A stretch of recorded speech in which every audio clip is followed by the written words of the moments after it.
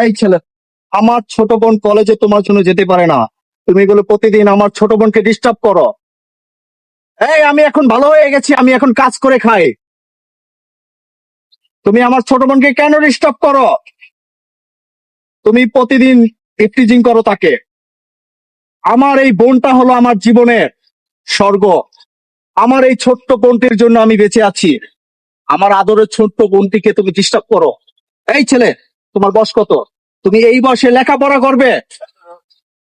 তুমি এই বয়সে তোমার হাতে কলম থাকবো?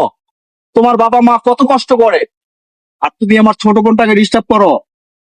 আমি সাবধান করে দিচ্ছি তোমাকে, আমি বাংলার নায়ক, কিন্তু এখন আমি কাজ করি। আমি অর্থ জমা দিছি, কিন্তু ট্রেন্ডিং কলম এখনো বলি নাই। তোমার লাস্ট ট্রলিং দিয়ে দেবো। ভুল হয়েছে ভাই, ভাই ভুল হয়েছে ভাই, আমি আর এরকম কিছু করবো না ভাই।